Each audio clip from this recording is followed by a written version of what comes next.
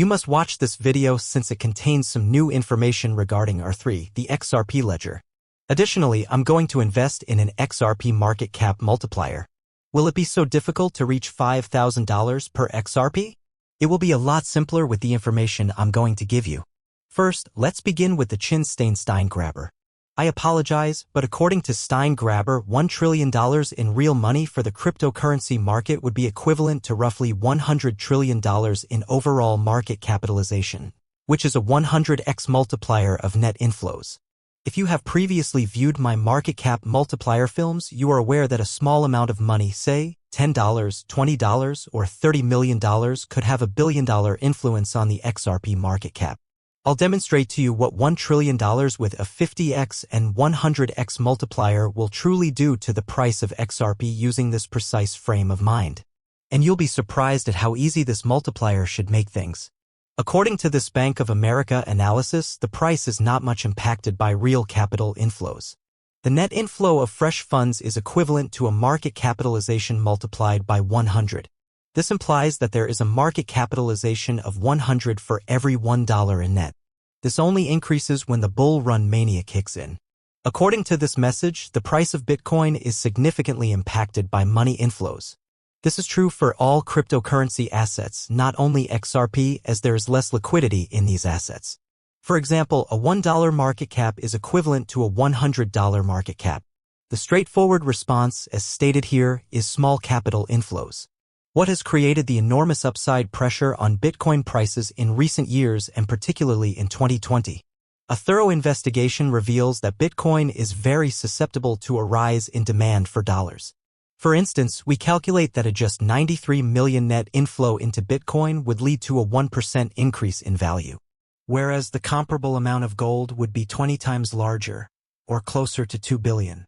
The U.S. Treasuries market is far larger and more stable, as evidenced by the same analysis for 20-year-old plus Treasuries, which reveals that multi-billion-dollar money flows do not significantly affect price. Therefore, hearing that Bank of America is conducting the same kind of study that we have on this channel is intriguing. And that knowledge is right here.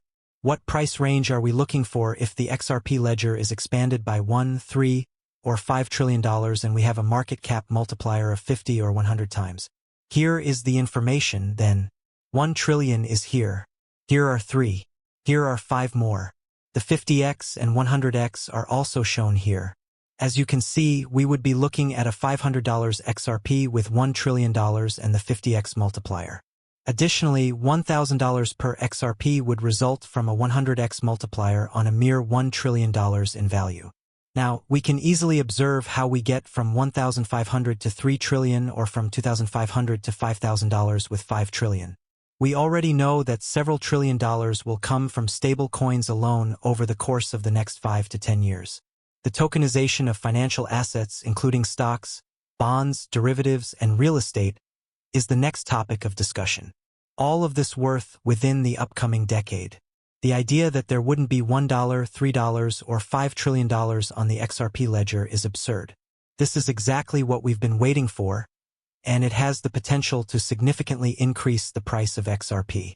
Here's how to use our 3-Corda with Swift to settle XRP payments. You must check out, as you can see, XRP is connected to the Swift system and is being moved inside it. Additionally, you have a 2021 paperwork from Swiss Credit. This document contains the information confirming that the court settler indeed support XRP.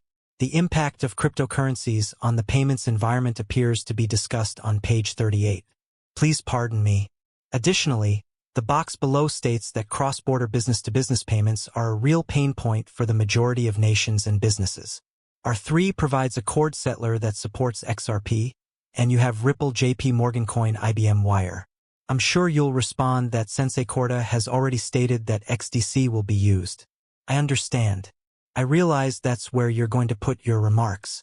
And I'm going to show you some data that indicates that XDC does not now have sufficient liquidity to be used by the DTCC if they were forced to employ a cryptocurrency. Let me address that. Additionally, it states that Corda Settler uses XRP. We discovered a lawsuit involving Cordasettler's use of XRP. In a moment, I will demonstrate that to you from 2017.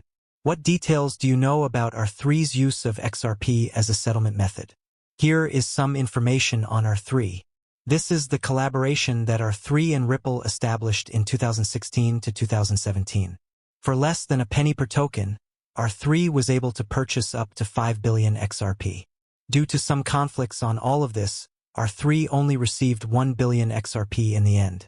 I believe that the price of XRP began to rise, and Ripple didn't want to part with 5 billion XRP for less than a penny when it was worth much more. Litigation resulted.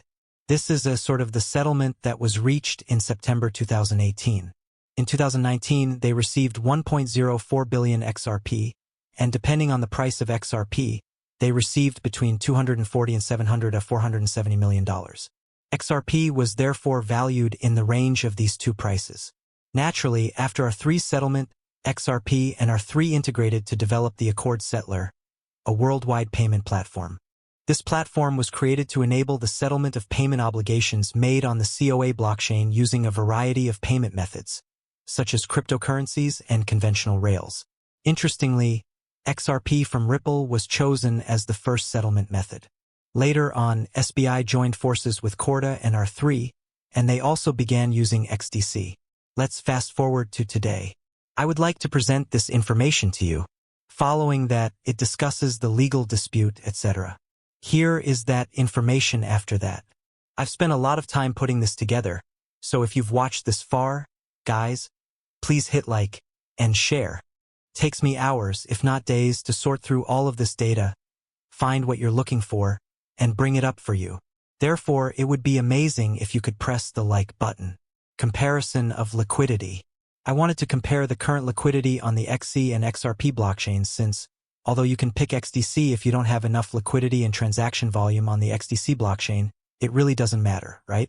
That liquidity is necessary. Liquidity on the XRP Ledger decentralized exchange has skyrocketed, surpassing $20 billion in early 2025. The popularity of additional assets, such as memecoins on the network, and greater on-chain activity have caused this growth to quadruple in just 3 months. Over 18,000 active AMM automated market maker pools are presently supported by the XRP Ledger DEX, and over 13 million XRP are locked up in these pools, which are worth roughly $30 million at current pricing. Both institutional and retail demand, along with whale accumulation, are responsible for the increase in liquidity, which has improved the network's capacity or liquidity situation. And now, let's examine XDC. Depending on the source of the most recent market activity, the daily trade volume of the XDC network is claimed to range from 4 million to 31 million.